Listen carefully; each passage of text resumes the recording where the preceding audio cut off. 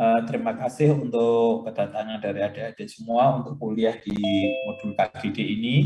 Hari ini kita akan kuliah terkait dengan bagaimana tata laksana dari keracunan gas, ya, karena memang kasus keracunan gas ini sering terjadi pada kasus-kasus yang sering terjadi di UGD dan merupakan kegawat dauratan, dan sering sekali keracunan ini bersifat mengancam nyawa, sehingga kalian harus bisa menentukan dengan cepat bagaimana diagnosis dan tata laksananya. Ya.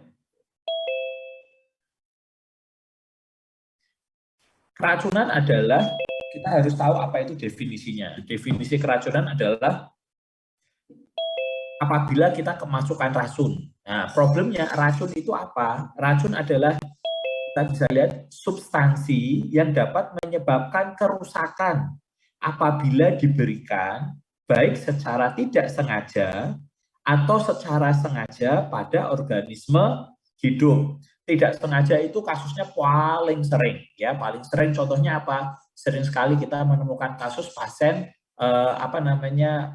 tidak keliru mengira ini adalah sirup, ternyata adalah peditol. Atau juga thinner itu obat pelarut cat, ya, obat pelarut cairan pelarut cat, ternyata diminum, dikira dia adalah air putih. Nah, itu adalah accident. Dan juga by design. Tentu saja yang by design ini biasanya adalah yang kita kasarnya dulu penggunaan obat-obat kimia untuk senjata kimia. Misalnya pada saat perang Irak pada tahun 1990, ya. Nah, semuanya ini racun ini akan berkaitan dengan 3 hal. Yang pertama adalah bagaimana efek toksiknya itu dari bahan kimianya, dan yang kedua seberapa banyak dosis yang diberikan, dan yang terakhir bagaimana masing-masing individu ini berespon terhadap racunnya. Ya, karena memang kita sebagai makhluk hidup ini memiliki variasi interspesifik yang menyebabkan racun satu dengan racun lain bisa berbeda efeknya, ya. Nah, ini bisa kita lihat prinsipnya, exposure terhadap racun atau toksik itu akan masuk ke dalam tubuh bisa melalui saluran cerna, bisa juga melalui kulit, bisa juga melalui inhalasi, terhirup. Ya, kalau yang paling gampang ya tercerna ini yang sering. Yang kedua skin. Loh dok, emang kulit bisa? Oh bisa deh. Banyak banget kasus di bidang keganasan pada kulit itu muncul akibat karyawan-karyawan yang kerja di pabrik kimia tidak menggunakan sarung tangan. Nah, jadi ya jelas dia bekerja di lingkungan bahan kimia tetapi tidak menggunakan pelindung. Dia menggunakan cat, menggunakan bahan kimia, tidak menggunakan sarung tangan. Itu bisa menjadi paparan racun secara bertahap. Yang paling sering sekarang kita lihat tentu saja adalah kasus manusia perak. Bisa kita bayangkan yang dioleskan itu apa? Cat, ya, itu adalah bahan kimia dan dioleskan seluruh tubuh setiap hari. Kita bayangkan toh, kalau kayak gitu, mohon maaf, moga-moga nggak terjadi. Tinggal menunggu aja mereka itu mengalami keracunan, baik akut maupun keracunan kronik, atau malah mungkin bisa menyebabkan mutasi keganasan. Setelah masuk ke dalam tubuh nanti akan diabsorpsi ke dalam aliran darah dan distribusikan ke seluruh tubuh, ya. Yang menjadi problem nanti di sini kita ada beberapa hal. Satu, langsung menyebabkan keracunan, ya. Dua, racunnya disimpan. Tiga, apakah racunnya akan diekskresikan, langsung dibuang. Ini yang kita harapkan, racunnya bisa langsung dibuang oleh tubuh. Problemnya, banyak juga racun yang langsung menyebabkan keracunan dan malah disimpan dan akan menyebabkan gangguan di kemudian hari. Karena kita spesifik untuk membahas terkait dengan keracunan gas, berarti nanti yang kita bahas adalah air polutan, polusi udara.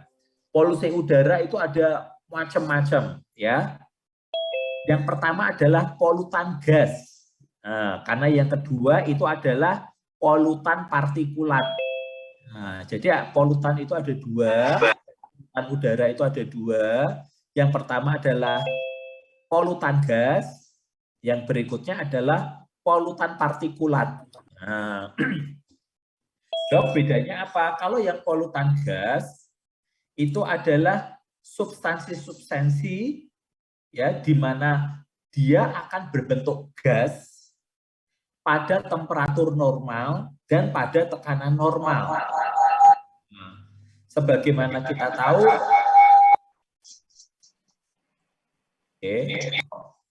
jadi apa yang disebut dengan polutan gas? Polutan gas adalah substansi-substansi di mana dia berbentuk gas pada temperatur normal dan tekanan normal. Temperatur normal dan tekanan normal itu maksudnya apa? Iya, yang dimaksud adalah suhu kamar, udara kamar, lingkungan kita seperti biasa dengan tekanan 1 atmosfer, ini adalah berbentuk gas. Dia mengalami evaporasi yang bisa saja berasal dari liquid, ya, atau solid.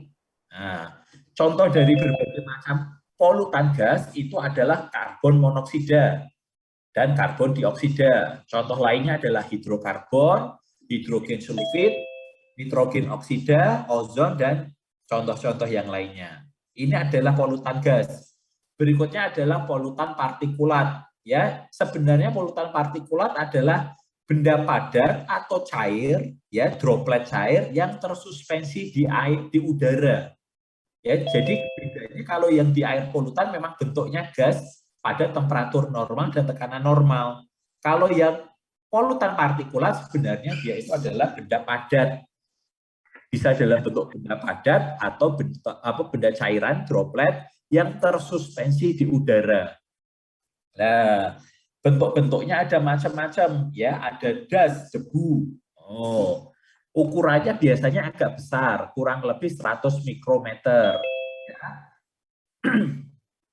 Contohnya adalah debu batu bara, kemudian debu pasir, debu semen, debu gabah.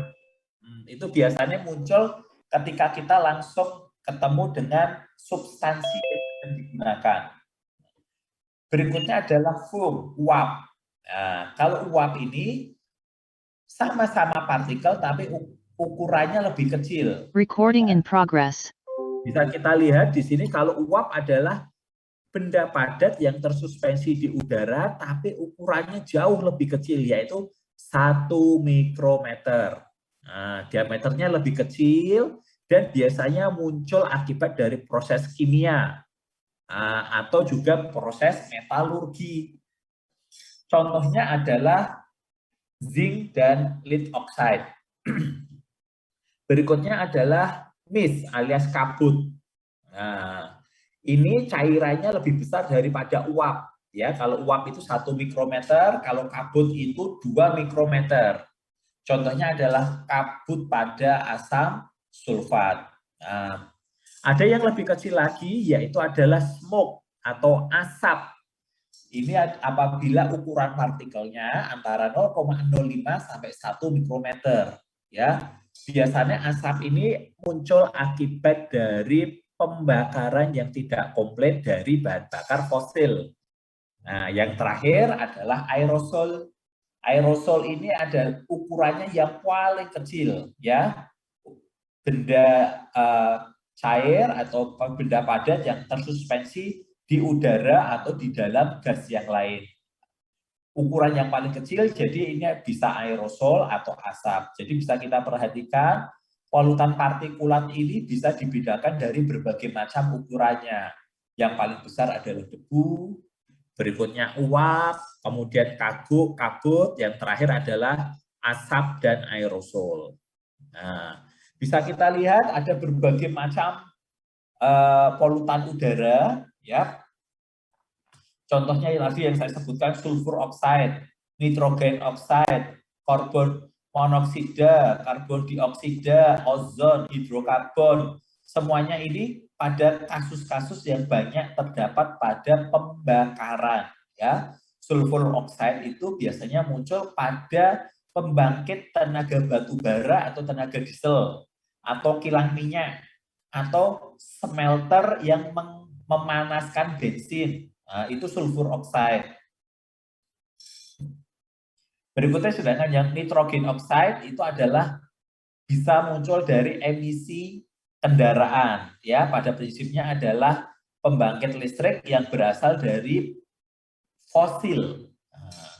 Berikutnya adalah karbon monoksida, itu khasnya itu merupakan pembakaran yang tidak lengkap dari bahan bakar fosil, itu karbon monoksida. Sedangkan karbon dioksida itu akan menghasilkan dihasilkan oleh pembakaran yang lengkap, ya. Jadi ada karbon monoksida, karbon dioksida. Nah, ini adalah contoh-contoh dari polutan udara. Kemudian yang agak besar lagi yaitu polutan partikulat, itu ada namanya asbestosis. Asbestosis itu biasanya nanti kita akan mempelajari di kelainan paru akibat kerja. Ya, biasanya pada orang-orang yang bekerja di bidang pembuatan asbes. Berikutnya ada juga yang namanya alergen, ya, nanti bisa kita temukan pada kasus-kasus polen. Polen itu serbuk sari, ya. Kemudian debu pada rumah tangga itu juga bisa menjadi alergen. Ini adalah contoh-contoh dari berbagai macam polutan udara, sebenarnya banyak banget. Saya hanya mengambil sebagian kecil dari contohnya. Dok, emang perbedaan dari masing-masing jenis polutan partikulat itu untuk apa toh? Ya, dengan kita melihat polutan partikulat, dari patofisiologinya kita bisa memperkirakan di mana letak kelainannya. Kalau yang tersuspensi itu ukurannya lebih dari 10 mikrometer, biasanya dia akan menempel di daerah hidung, mulut, tenggorokan. Jadi bisa kita bayangkan, seseorang yang habis terperangkap di kebakaran, nanti kita bisa menemukan jelaga-jelaga di daerah mulutnya. Jelaga itu bekas pembakaran. Nah, jadi nanti yang menjadi problem adalah laring yang menjadi bengkak. Nah, udem laring, udem mukosa mulut, sehingga bisa menutup airway. Nah, berikutnya adalah apabila ukurannya lebih kecil, biasanya dia akan menempel di daerah trakea dan bronkus. Ya, apabila ini ukurannya lebih menengah. Sedangkan yang ukurannya paling kecil, apabila ukurannya 5, kurang dari 5 mikrometer, dia akan masuk sampai ke dalam alveolus. Nah, apabila dia sampai ke dalam alveolus ini, ada kemungkinan nanti juga dia akan masuk ke dalam sirkulasi pembuluh darah dan akan terdistribusikan secara sistemik. Nah, berikutnya keracunan itu prinsipnya juga ada dua, yaitu keracunan akut dan keracunan kronik. Keracunan akut itu biasanya muncul apabila pasien terpapar dari paparan jangka pendek. Paparan jangka pendek tetapi levelnya tinggi. Ini akan berbeda dengan yang disebut chronic toxicity. Chronic toxicity dia adalah exposure yang berkepanjangan tetapi dosisnya subletal. Dalam artian apa? Efeknya kecil dibandingkan dengan acute toxicity. Yang menjadi problem acute toxicity biasanya penanganannya lebih mudah dibandingkan dengan chronic toxicity. Karena dengan keracunan akut itu gejalanya lebih jelas, sehingga penanganannya akan menjadi lebih mudah, eliminasi dari penyebab keracunan juga bisa lebih cepat. Berbeda dengan yang keracunan kronik. Apa saja yang bisa mempengaruhi keracunan akibat dari inhalasi? Ya, ada dua. Tentu saja di mana-mana ketika kita belajar itu ada agen, host, dan environment. Di mana apabila kita melihat agennya, satu adalah seberapa banyak racun yang terinhalasi. Konsentrasinya seberapa banyak. Berikutnya, durasinya berapa lama. Apakah ada di ruangan tertutup? Ya, tentu saja apabila durasinya semakin banyak, semakin lama, dan di udara yang tertutup, akan menyebabkan konsentrasinya akan semakin meningkat. Tentu saja efeknya akan semakin banyak. Berikutnya adalah ukuran dari partikelnya. Ya, kita bisa lihat tadi ukuran partikelnya. Apabila ukuran partikelnya besar, lebih banyak di saluran nafas bagian atas. Sedangkan untuk partikelnya yang kecil atau menengah, ada saluran nafas bagian bawah. Termasuk di dalamnya adalah dia larut air atau tidak. Berikutnya, bagaimana orang yang mengalami keracunan? Tentu saja orang yang lebih muda akan lebih kuat terhadap keracunan. Sedangkan yang tua akan lebih mudah mengalami efek keracunan. Ya. Kemudian bagaimana respon bronkusnya? Apakah dia memiliki riwayat alergi atau tidak? Beberapa pasien yang memiliki riwayat alergi tentu saja responnya akan menjadi lebih berat. Berikutnya, apalagi yang bisa mempengaruhi adalah bagaimana rate metabolismenya. Seseorang yang memiliki rate metabolisme tinggi tentu saja akan menyebabkan keracunannya akan menjadi semakin lebih berat. Ya, kemudian riwayat dari perokok, seseorang yang perokok itu akan memiliki resiko efek keracunan inhalasi itu semakin berat. Ya. Dan tentu saja yang terakhir adalah apakah ada penyakit paru yang mendasari sebelum terjadinya keracunan. Contohnya apa? Ternyata pasiennya adalah penderita TBC. Keracunan pasiennya adalah seorang penderita kanker paru atau bronkiektasis. Tentu saja di situ akan menyebabkan efek dari racunnya akan menjadi lebih berat. Nah, berikutnya bagaimana patogenesis dari apabila seseorang itu terpapar dengan racun yang terinhalasi. Patogenisnya ada macam-macam ya. Pada prinsipnya adalah dia langsung merusak epitel pada saluran paru. Ya. Secara langsung pada prinsipnya dia akan merusak epitel paru ya pada berbagai macam level. Bisa mulai nanti gambarannya bisa mulai dari trakeitis, radang pada trakea, bronkiolitis, bronkitis, radang pada saluran bronkus, baik bronkus primer, sekunder, tersier, hingga yang paling berat adalah gangguan pada alveolus yang disebut dengan pulmonary udem. Ada beberapa kasus apabila racunnya itu masuk ke dalam alveolus, dia bisa menyebabkan keracunan yang bersifat sistemik. Ya, jadi akibat dari masuk alveolus, racunnya bisa masuk ke saluran pembuluh darah di dalam paru, akan terserap dan masuk ke dalam aliran darah dan menyebarkan racunnya secara sistemik.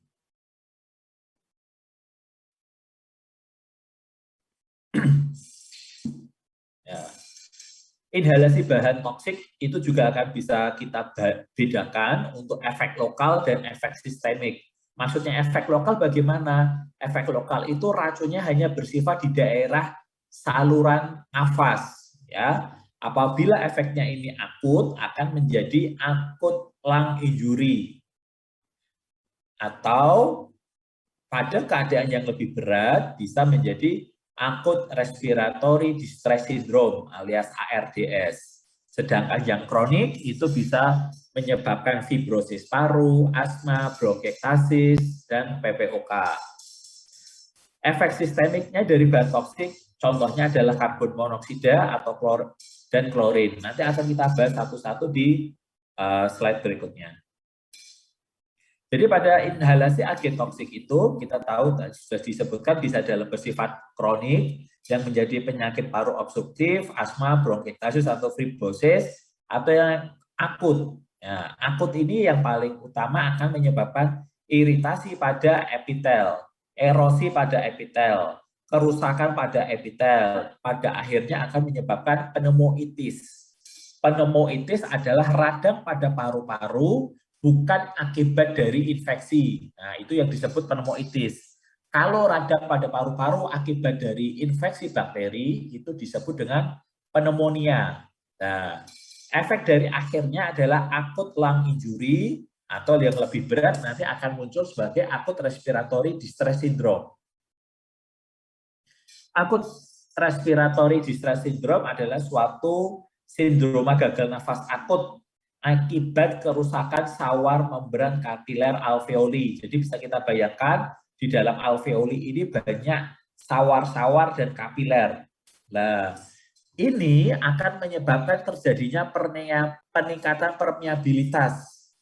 Akibatnya apa? Alveoli yang isinya harusnya kosong, isinya hanya udara, dia akan berisi sekret-sekret cairan. Akibatnya apa? Ya bisa kita bayangkan, di dalam alveolusnya itu isinya adalah air. Nah, dengan adanya air ini akan menyebabkan gangguan gagal nafas akut. Ya, ARDS yang lebih ringan itu disebut akut lung injury. Bagaimana kita bisa melihat patogenesisnya? Dari inhalasi bahan toksik yang akut, yaitu 12-24 jam sebelum masuk, dia akan mengalami distres pernafasan. Ya, ada perburukan sesak nafas, sakit pneu. Kemudian dari evaluasinya, ini yang lebih utama, harus dilakukan analisa gas darah. Ya, dari situ kita akan bisa melihat hipoksemia, yaitu tekanan O2 kurang dari 60 mm/Hg. PO2 dibagi FiO2, jadi rasio perbandingan tekanan O2 dengan FiO2 itu kurang dari 200. Sedangkan AaDO2-nya, ya, AaDO2 adalah alveolar arteri oksigen difference-nya lebih dari 300. Nah, yang khas untuk ARDS itu adalah PO2 bagi FiO2-nya kurang dari 200. Jadi PO2 FiO2 rasionya kurang dari 200. Kenapa? Karena jika akut lung injury, PO2 FiO2-nya kurang dari antara 200 sampai 300. Ya, nanti kalian pelajari sendiri. Kemarin kan sudah belajar terkait dengan terapi oksigen, ya, bagaimana kita melihat PO2 bagi FiO2, itu nanti bisa melihat seberapa berat kerusakan di paru-paru. Ya, PO2 dan FiO2 rasio itu sangat penting. Karena nanti dari sini kita akan bisa melihat apakah bagaimana seseorang itu membutuhkan terapi oksigennya. Apakah nanti dengan menggunakan ventilator mekanik, atau dengan non-regressing mask, atau dengan nasal kanul, itu salah satu yang mempengaruhi adalah rasio dari PO2 bagi FiO2. Selain dari analisa gas darah, nanti kita juga bisa menilai berdasarkan fototoraknya. Fototoraknya itu khas, dia akan mendapatkan infiltrat diffuse bilateral. Nah, infiltrat diffuse bilateral, ini nanti kita akan mendiagnosa pasiennya sebagai ARDS. Ya, syaratnya ARDS adalah rasio ini kurang dari 200. Bagaimana nanti gejala pada pasien ARDS? Tentu saja pasiennya akan mengalami sesak nafas. Kemudian kita bisa melihat adanya retraksi interkostal, kemudian ada rongki basah kasar, ada hipotensi, demam, dan pada keadaan berat bisa mengalami gagal multi organ. Kalau kita ingin melihat patogenesisnya lebih lengkap lagi, dari pasien dengan ARDS, jadi trauma atau racun yang masuk ke dalam paru-paru itu akan menyebabkan kerusakan alveolus. Ya, dari kerusakan alveolus ini disebabkan akibat dari aktivasi dari cascade. Cascade itu aliran inflamasi. Jadi bagaimana proses inflamasi ini akan teraktivasi. Yang pertama adalah inisiasi. Inisiasi itu akibat dari racun yang masuk ke dalam saluran nafas, dia akan menyebabkan pelepasan mediator inflamasi ke paru-paru sampai bisa pada akhirnya ke sistemik. Setelah dari fase inisiasi, nanti akan masuk ke fase amplifikasi. Di mana pada fase amplifikasi ini neutrofil teraktivasi dan akan masuk tertarik menuju di dalam paru-paru. Nah, setelah neutrofil masuk ke dalam paru-paru, ini akan menyebabkan yang disebut dengan injury. Injury inilah suatu keadaan di mana neutrofilnya ini sudah melepaskan mediator-mediator inflamasi yang pada akhirnya merusak paru. Nah, kerusakan paru-paru ini akhirnya akan menyebabkan kerusakan membran alveolar kapiler. Kerusakan membran alveolar kapiler inilah yang pada akhirnya akan menyebabkan ARDS atau Acute Respiratory Distress Syndrome. Kerusakan membran alveolar kapiler ini yang seperti saya sebutkan tadi akan menyebabkan peningkatan permeabilitas membran dan akan menyebabkan alveolusnya diisi dengan air, ya, diisi dengan cairan. Cairan apa? Tentu saja adalah cairan radang. Nah, pada akhirnya terjadi kerusakan alveolus dan kerusakan surfaktan. Apa itu surfaktan? Surfaktan adalah zat yang menurunkan tegangan permukaan pada paru-paru sehingga akan lebih mudah untuk bernafas. Nah, kerusakan dari ini, ARDS ini, akan masuk ke dalam 3 fase lagi. Yang pertama adalah fase eksudatif, fase proliferatif, dan fase fibrosis. Fase eksudatif itu pada saat kita menemukan adanya udem interstisial dan alveoler. Kemudian adanya nekrosis sel pneumosit. Kemudian lepasnya membran hialin, pembengkakan sel endotel, pembentukan membran hialin, dan adanya hipertensi pulmoner.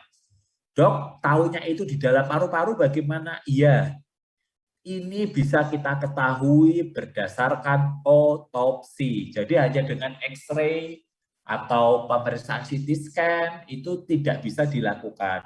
Ya, biasanya kita menemukan kayak gini itu dari otopsinya. Nah, setelah dari fase eksudatif, apabila dia berlanjut tidak dilakukan penanganan yang baik, itu akan masuk ke dalam sel proliferatif. Ya, fase proliferatif itu merupakan proliferasi dari sel epitel pneumosit. Nah, setelah dari fase proliferatif, dia akan masuk ke fase fibrosis. Fase fibrosis itu apabila yang terbentuk adalah kolagen. Nah, kita bisa bayangkan fibrosis itu terbentuk dari kolagen. Kolagen itu jaringan ikat. Jaringan ikat itu bersifat kontraktur alias mengkeret.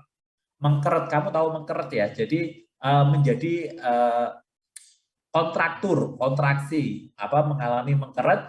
Akibatnya bagaimana? Kalau paru-paru itu mengalami fibrosis, bisa dibayangkan paru-parunya nggak bisa mengembang. Nah, dari fase ini, dari fase eksudatif, proliferatif, fibrosis, yang kita lakukan adalah jangan sampai pasien jatuh ke fase proliferatif atau fibrosis. Dalam artian apa? Saat di fase eksudatif, saat pasiennya megap, sesek-sesek, akibat dari fase eksudatif ini, kita harus bisa memberikan tata laksana yang cepat dan tepat. Ya, karena kalau tata laksana di fase eksudatif ini bisa baik, proses-proses yang di dalam eksudatif ini bisa berhenti, pasien bisa kembali pulih. Nah, kalau pasien sudah jatuh ke fase proliferatif, apalagi fibrosis, pulihnya menjadi lebih sulit. Ya, jadi pesan saya saat fase eksudatif ini, yaitu saat pasiennya mengalami ARDS, kita harus bisa memberikan terapi dengan cepat dan tepat. Ya, ini bisa kita gambarkan ya pada pasien-pasien yang mengalami ARDS. Kalau yang sebelah kiri ini adalah gambar paru-paru normal, sedangkan yang sebelah kanan ini adalah gambar paru-paru yang mengalami fase akut dari ARDS. Ya, bisa kita lihat di sini epitelnya itu mengalami kerusakan. Akibatnya apa? Dia menjadi renggang. Dari renggang ini neutrofilnya masuk. Dari neutrofil yang masuk ini dia akan menyebabkan kolagen, hialinnya ini menjadi pecah. Nah, selain itu dia juga mengeluarkan sitokin inflamasi. Ada interleukin 6, tumor nekrosis faktor, interleukin 8 yang pada akhirnya akan menyebabkan alveoli ini mengalami kerusakan. Isinya di dalamnya adalah sel-sel inflamasi plus cairan-cairan inflamasi. Bisa dibayangkan kalau alveolus yang harusnya isinya udara berisi cairan seperti ini tentu saja tidak bisa menjalankan tugasnya untuk difusi. Akibatnya apa? Pasien menjadi sesak nafas dan bisa masuk dalam gagal nafas. Ya, ini bisa kalian lihat sendiri bagaimana ini apabila lebih jelas ya, membran hialinya pecah, membran basalisnya terkelupas, banyak fibrin-fibrin yang terbentuk, debris, kemudian surfaktannya mengalami inaktivasi. Kita tahu bahwa surfaktan itu penting untuk menurunkan tegangan permukaan alveolus. Ya, ini adalah gambaran dari ARDS akibat dari trauma inhalasi, keracunan inhalasi.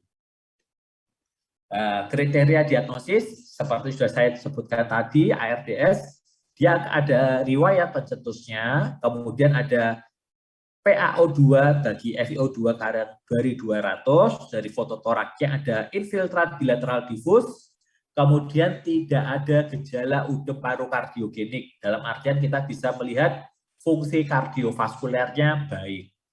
Nah, ini yang harus diperhatikan. Tata laksananya apa? Ya tentu saja yang paling utama, kalau kita sudah ketemu pasien dengan PO2 dan FiO2 kurang dari 200, kita harus memberikan terapi oksigen. Ya, dengan harapan saturasinya bisa naik. Beberapa kasus harus langsung dilakukan intubasi dan ventilasi mekanik alias dipasang ventilator. Kemudian kita juga bisa memberikan terapi-terapi untuk memperbaiki oksigenasi. Misalnya diberikan vasodilator untuk arteri pulmoner. Misalnya adalah nitrit oksid dan prostacyclin. Kita bisa memberikan terapi pengganti surfaktan, ya. Tetapi kalau kita perhatikan, intubasi itu bisa dilakukan di rumah sakit besar. Terapi untuk memperbaiki oksigen, misalnya vasodilator pulmonal, prostacyclin, itu mahalnya nggak karuan. Terapi pengganti surfaktan, mahalnya nggak karuan. Kamu sebagai dokter umum, apa yang bisa kamu berikan untuk terapi tata laksana awal, itu cukup nomor 1, nomor 5, dan nomor 6. Nah, nomor 1 kamu harus bisa memberikan terapi oksigen, ya sesuai dengan saturasinya. Kalau kira-kira saturasinya turun, bisa sampai dengan menggunakan non-regressing mesh. Berikutnya terapi antiinflamasi. Antiinflamasi ini kita menghambat dari fase eksudatif ini. Jangan sampai pasien ini masuk ke dalam proliferatif, jadi kita stop di fase eksudatif ini supaya patogenesis yang muncul di fase eksudatif ini berhenti. Jadi kamu bisa memberikan glukokortikoid. Itu obatnya murah, di semua rumah sakit pasti ada. Dexamethasone, hidrokortison, metilprednisolon, itu ada bisa semua. Dan tentu saja adalah tata laksana umum, optimalisasi hemodinamik. Misalnya kalau pasiennya ada shock, ya kamu bisa memberikan terapi cairan. Kalau misalnya ada anemia, ya kita koreksi anemianya. Apabila pasien nggak bisa makan, ya mungkin kita bisa memberikan NGT. Ini yang bisa dilakukan oleh dokter umum. Karena apa? Karena untuk nomor 2, 3, 4 itu terlalu jauh untuk seorang dokter umum. Sebagai dokter umum, tata laksana awalnya adalah terapi oksigen, pemberian kortikosteroid, dan tata laksana umum untuk mempertahankan hemodinamiknya tetap stabil. Ini kita akan membahas lebih secara spesifik dari masing-masing keracunan gas. Kalau yang saya sebutkan tadi adalah keracunan gas secara umum, tetapi keracunan gas yang berikutnya ini yang secara spesifik, karena gas itu banyak banget ya. Termasuk di dalamnya yang paling sering akan kita bahas di sini adalah karbon monoksida. Karbon monoksida itu gasnya tidak berwarna, tidak berasa, tidak berbau, tidak mengiritasi. Ini sering banget muncul akibat di pembakaran di ruangan tertutup atau dari asap knalpot mobil dan motor. Batas paparan yang diperbolehkan hanya 35 part per million dalam 8 jam per hari kerja. Apabila karbon monoksida melebihi 1000 part per million dalam beberapa menit dapat menyebabkan pembentukan karboksi hemoglobin. Nah, ini yang harus hati-hati. Sering sekali kita ketemu pada kasus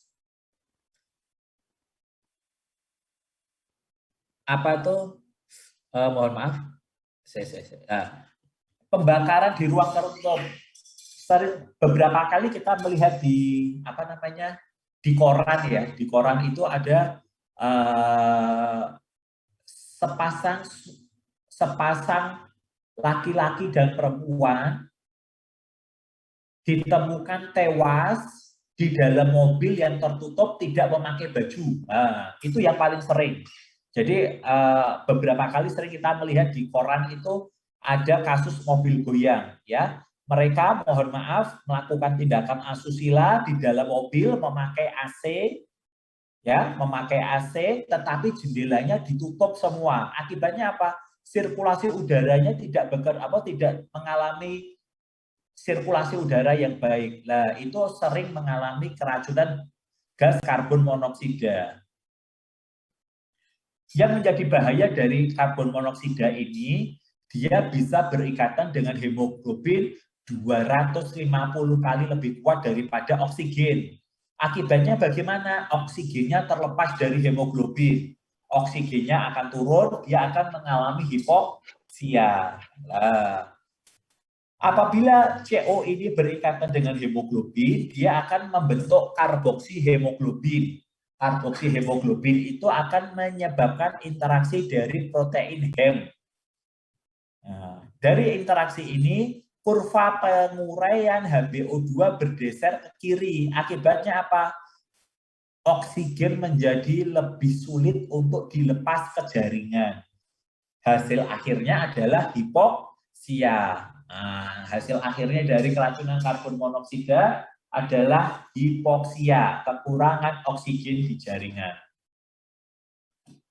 Padahal kita tahu ya, karbon monoksida ini juga menghambat enzim sitokrom oksidase. Sitokrom oksidase itu apa toh? Penting dalam oksidasi mitokondria. Dia membentuk adenosin trifosfat. ATP ini merupakan energi dalam tubuh. Kalau dia dihambat oleh karbon monoksida, tubuh tidak bisa membentuk ATP. Akibatnya apa? Pasiennya lemes. Lama-kelamaan lemes menjadi mati, bisa meninggal.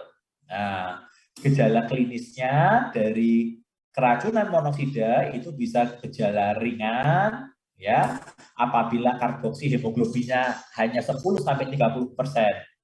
Gejalanya apa? Sakit kepala, pusing, sesek. Sedangkan apabila gejala sedang, itu nyeri kepala hebat, kelelahan, pusing, mual, muntah, sinkop, takikardit, takipno. Sedangkan apabila yang berat, bisa sampai sinkop, kejang, koma, hingga pada akhirnya kematian. Ini apabila dia mengalami keracunan akut. Sedangkan apabila dia mengalami keracunan kronik, ya, dia mengalami parestesi jari-jari, ya, jarinya kebas, memorinya menurun. Memorinya menurun akibatnya apa? Pasiennya mengalami demensia, pikun. Nah, bisa muncul yang namanya Romberg sign. Romberg sign itu apa? Nanti kalian pelajari sendiri. Dan juga adanya perubahan mental. Perubahan mental bagaimana? Berarti nanti pasiennya mudah agitasi, mudah marah. Itu disebut dengan perubahan mental. Mohon maaf, Saya ada jam konsulan dulu ya.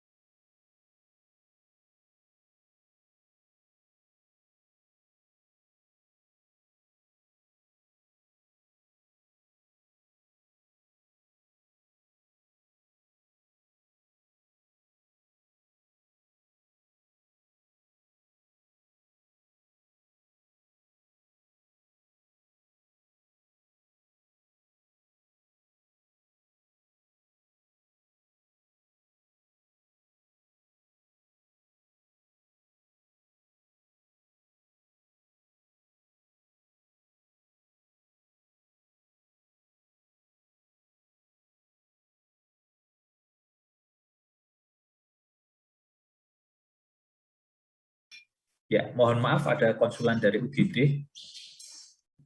Ya, yang menarik pada pasien dengan keracunan karbon monoksida ini, puls oksimetrinya masih tetap tampak normal. Ya, kenapa? Karena karboksihemoglobin memiliki spektrum serapan yang mirip dengan oksihemoglobin. Jadinya nanti saturasinya masih bagus 99%, tapi pasiennya takyupnu, sesak, nyeri kepala. Nah, ya, ini adalah karbon monoksida. Bagaimana tata cara untuk terapi karbon monoksida? Tentu saja kita menghindari paparan gas dari CO2-nya. Ya, karbon monoksida itu bisa dibuang dari tubuh dengan digantikan dengan oksigen. Padahal kita tahu CO2 itu ikatan dengan hemoglobinnya jauh lebih kuat. Berarti apa yang kamu berikan? Ya, kamu harus memberikan konsentrasi oksigen dosis tinggi meskipun saturasinya normal. Ya, kamu naikkan tekanan oksigennya setinggi kamu bisa, ya. Kalau pada beberapa keadaan mungkin bisa diintubasi supaya kita bisa mendelivery oksigen 100%. Dok, kalau nggak bisa diintubasi bagaimana? Ya udah, kita bisa memberikan non-rebreathing mask bisa sampai 15 liter per menit. Nah, ini prinsip utamanya adalah berikan oksigen konsentrasi tinggi. Ya, keracunan karbon monoksida selain dari apa namanya contohnya yang cabul tadi, ya, apa itu namanya apa itu yang sedang melakukan tindakan asusila di mobil, juga bisa sering terjadi pada orang-orang yang jadi tukang gali sumur. Ya, kita juga sering mendengarkan beberapa kasus tukang gali sumur itu tiba-tiba ditemukan mati lemes, satu kelompok 5 orang itu di dalam sumur mati semua, itu biasanya juga keracunan karbon monoksida. Kenapa? Karena memang keracunan karbon monoksida itu pastinya nggak kerasa, tidak ada warnanya, tidak ada baunya, tidak ada bentuknya, tahu-tahu sudah lemes, sudah pusing, mau balik ke atas sumur sudah nggak kuat. Ya, itu sering terjadi juga itu keracunan monoksida. Ya, itu yang bisa saya sampaikan terkait dengan apa namanya keracunan gas.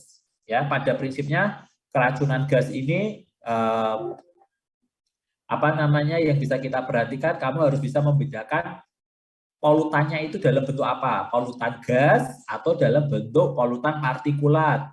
Contohnya apa saja dan sumbernya. Bisa kita bayangkan kalau orangnya berkaitan dengan penggunaan fosil, sebagian besar dia adalah polutan gas. Ya, sulfur oksida, nitrit oksida, karbon monoksida, ini berkaitan dengan mesin, ya, dalam artian mesin yang menggunakan bahan bakar. Kemudian bisa kita lihat, kita cross check lagi, polutan partikulatnya ini bisa menyebabkan kerusakan tergantung dari ukurannya. Kalau ukurannya besar, biasanya di saluran nafas bagian atas, kalau ukurannya kecil, saluran nafas bagian bawah. Ini bisa kita lihat juga, keracunan itu bisa bersifat akut maupun toksik. Faktor-faktor yang mempengaruhinya bisa dari agennya atau dari hostnya. Kemudian ini adalah patogenesisnya, bagaimana seseorang yang mengalami inhalasi bahan toksis itu bisa menyebabkan kematian. Biasanya kematian ini melalui jalur akut respiratory distress syndrome. Sedangkan apabila jangka panjang itu bisa muncul dalam bentuk fibrosis, bronkiektasis, dan PPOK. ARDS suatu keadaan yang benar-benar mengancam nyawa akibat dari paparan racunnya tadi, di mana dia ditandai dengan adanya berbagai macam patogenesis dari inisiasi, amplifikasi, injuri yang pada akhirnya akan menyebabkan kerusakan membran alveolar kapiler. Nah, kerusakan membran alveolar kapiler ini ada 3 fase: eksudatif, proliferatif, fibrosis. Yang paling penting adalah saat fase eksudatif, kita sudah harus bisa menghentikan proses eksudatif ini. Karena sudah masuk proliferatif dan fibrosis, kerusakannya sangat sulit untuk diperbaiki. Ya, ini adalah tanda-tanda dari eksudatif, proliferatif, fibrosis. Sebenarnya dibedakan hanya berdasarkan dari otopsi. Ya, ini bisa kamu lihat bagaimana patogenesis dari ARDS, di mana alveolusnya ini akibat dari paparan racunnya akan menyebabkan surfaktanya turun, membran hialinya rusak, membran basalisnya rusak, banyak sekali fibrin, debris, dan muncul sitokin-sitokin inflamasi. Ya, kriteria ARDS bisa kalian lihat sendiri, harus ada pencetusnya, fototoraknya adalah infiltrat bilateral difus dengan EO2 bagi FO2-nya kurang dari 200, tidak ada penyebab dari udem paru kardiogenik. Tata laksananya ada banyak, tetapi yang prinsip bisa dilakukan di UGD oleh seorang dokter umum, satu memberikan terapi oksigen, kedua memberikan terapi glukokortikoid, serta tata laksana umum untuk optimalisasi hemodinamiknya. Ini adalah keracunan monoksida. Saya memberikan contoh karbon monoksida saja karena sebenarnya kasusnya banyak banget. Yang cukup sering dan banyak terjadi adalah karbon monoksida. Ini biasanya di pembakaran ruang tertutup atau dari asap knalpot. Tadi saya sudah memberikan contohnya, paling sering adalah orang yang sedang bekerja sebagai penggali sumur. Dengan patogenesisnya pada akhirnya adalah hipoksia, dengan terapi utamanya adalah menggunakan oksigen konsentrasi tinggi. Itu yang bisa saya sampaikan untuk keracunan gas. Apakah ada yang mau ditanyakan terkait dengan keracunan gas?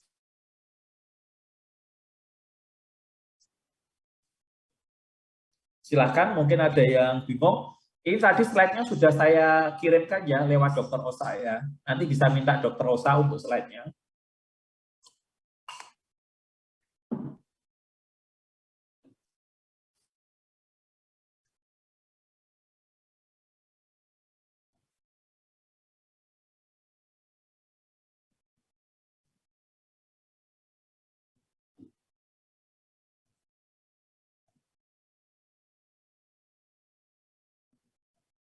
Oke, kalau nggak ada kita pindah ke manajemen dari asma eksaserbasi akut. Kalau yang memberikan kuliah asma dulu siapa, Dek?